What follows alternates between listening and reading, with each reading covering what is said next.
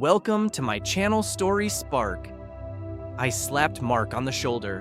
When he turned to look, my fist connected squarely with his face. The crunch of his nose breaking echoed louder in my head than the music from the bar.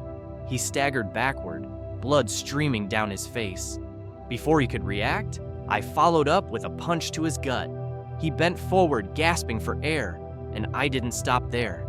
My knuckles slammed into the side of his head, sending him sprawling to the ground. I stood over him, fists clenched, breathing hard. I thought about kicking him while he was down. He deserved it. But I decided I'd made my point. Instead, I turned to Darcy, who stood frozen, wide-eyed, and pale. She was my fiancée, the woman I thought I'd spend my life with. "Looks like I broke his nose," I said coldly.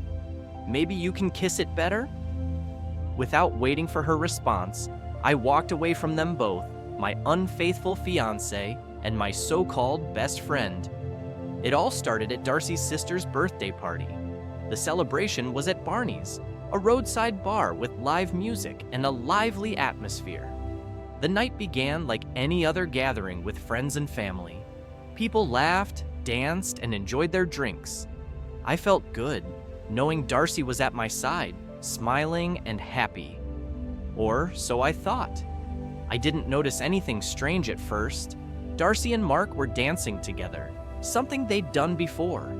It wasn't unusual in our circle of friends, but this time, something felt different. Mark's hand slid lower down her back, too low, and Darcy didn't push it away. My stomach tightened. I kept watching, trying to convince myself I was imagining things. But then his leg pressed against hers. She didn't pull back. They eventually returned to the table. Darcy sat beside me, and Mark sat across from us. I studied their body language. They avoided looking directly at each other, but I caught them sneaking glances. My gut told me something was off. When Darcy and I danced later, I asked her, "Is everything okay? You seem distant." She gave me a quick, dismissive smile. "I'm fine. You're just imagining things." I wanted to believe her, but her tone didn't convince me. Later, Mark asked her to dance again. I watched as they moved together, closer than they should have. His hand went back to where it didn't belong. Darcy said something to him, and he quickly moved his hand, glancing nervously in my direction. I felt anger bubbling inside me, but I stayed in my seat. I didn't want to jump to conclusions without proof. Half an hour later, Darcy excused herself to go to the restroom. A minute later, Mark got up and walked in the same direction. My suspicions grew stronger. I waited for a couple of minutes before following them. When I got to the restroom, Mark wasn't there. If he'd gone back to the table, I would have seen him. That left one possibility. He'd gone outside. I walked out the front door and circled around the building quietly. My heart pounded in my chest. When I turned the corner, I saw them. Darcy and Mark were in a secluded spot, locked in an embrace. They were kissing passionately, completely unaware of my presence. My world shattered in that moment. Darcy wasn't just my fiancée. She was the woman I planned to spend my life with. And Mark wasn't just a friend, he was my best friend. Betrayal hit me like a freight train. "Enjoying yourselves?" I said loudly, making them jump apart. They turned to face me, shock and guilt written all over their faces. "Rob, it's not what it looks like," Darcy stammered, but I didn't want to hear it. "Save it," I said, turning and walking away. That night, I packed all of Darcy's belongings into garbage bags. When she came back to my apartment, she found her things piled by the door. "What's this?" she asked, her voice shaking. "Your stuff," I said flatly. "Take it and leave." I was about to throw it in the trash. "Can we talk about this?" she pleaded, tears welling in her eyes. "There's nothing to talk about. I saw enough." "It wasn't what you think," she cried. "I had too much to drink and I made a mistake. It didn't mean anything." It doesn't matter what it meant, I shot back. You betrayed me. You broke my trust. That's all there is to it. Darcy took off her engagement ring and placed it on the counter. I don't deserve this, she whispered, tears streaming down her face. I stared at the ring for a moment, then looked away. Keep it, I said bitterly. Consider it a gift for you and Mark. She sobbed as she gathered her things and left. I didn't stop her. I didn't answer her calls or texts in the days that followed. Eventually, she gave up. 8 months later, I heard Darcy and Mark had gotten married.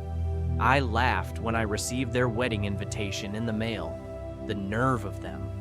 Maybe they thought I'd play the part of the forgiving ex, or that I'd be happy for them. Instead, I tossed the invitation in the trash. Not long after their wedding, I left town for a year-long work assignment in Alaska. The job kept me busy, and the distance helped me heal. I worked as a geologist surveying a new oil field. On weekends, I explored the rugged beauty of Alaska and even ventured into Canada. The cold, wild landscapes matched my mood, harsh, isolated, and unforgiving. Darcy crossed my mind more often than I like to admit. Memories of our time together haunted me. I remembered how we'd met by chance when I accidentally backed my car into hers in a parking lot.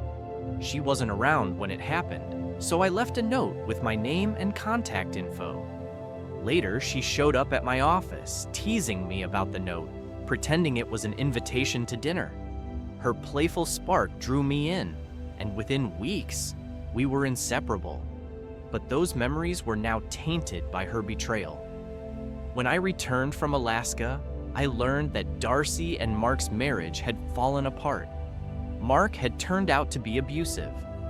After one too many violent episodes, Darcy fought back, hitting him with a cast iron skillet during an argument. She moved out while he was recovering and filed for divorce. I found all this out during dinner with my cousin and his wife. They were the ones who told me about Darcy and Mark's turbulent relationship. You know, my cousin's wife said, their fights were always about you. Me? I asked, surprised. Every time Mark messed up or got fired from a job, Darcy would bring you up. She'd say she lost the best thing that ever happened to her because of him. That always set him off. Hearing this stirred something in me. I still missed Darcy, even after everything that had happened. But I told myself I couldn't go back to her. Trust, once broken, wasn't easy to rebuild. One evening, I stopped by a local sports bar to unwind and unexpectedly ran into Darcy. She looked different, more tired and fragile, but her eyes lit up when she saw me. She sent a drink to my table, then came over to talk. "Hi, Rob," she said softly. "How are you?" I hesitated before answering. "I'm fine. How about you?" She sighed. "I've been better." For a moment, neither of us spoke. Then she said, "I'm sorry, Rob." "For everything. I know I don't deserve your forgiveness, but I want you to know that I regret what I did. Mark was a mistake, a stupid, drunken mistake. He meant nothing to me. You meant everything." Her words caught me off guard. I didn't know how to respond. Part of me wanted to believe her, but the hurt and betrayal were still fresh in my mind. "I need time to think," I finally said. She nodded, tears glistening in her eyes. "Take all the time you need. I just needed you to know how I feel." In the days that followed, I couldn't stop thinking about Darcy. Her words replayed in my mind. I remembered the good times we'd shared, the love we once had. But I also remembered the pain she'd caused me. Was it possible to forgive her? Could I ever trust her again? Eventually, I decided to meet her and hear her out. We agreed to meet at Barney's, the place where everything had fallen apart. When she arrived, she looked hopeful but nervous. "Thank you for coming," she said. "Why did you want to meet here?" I asked. "Because this is where I lost you," she said. "I want to fix what I broke, Rob. I know it won't be easy, and I know I'll have to earn your trust again, but I'm willing to do whatever it takes." Her sincerity moved me, but I wasn't ready to let my guard down completely. "I don't know if I can trust you again, Darcy," I admitted. "Then let me prove it to you," she said. "Give me a chance to show you I've changed." Over the next few months, Darcy and I slowly rebuilt our relationship. We spent time together, talking and reconnecting. It wasn't easy, and there were moments when doubts crept in. But as time went on, I saw how much she regretted her mistakes and how determined she was to make things right. One evening, as we walked along the beach, I took her hand. "Let's try again," I said softly. Tears filled her eyes as she smiled. "I won't let you down, Rob. I promise." We decided to take things slow, learning from our past mistakes and building a future together, one step at a time.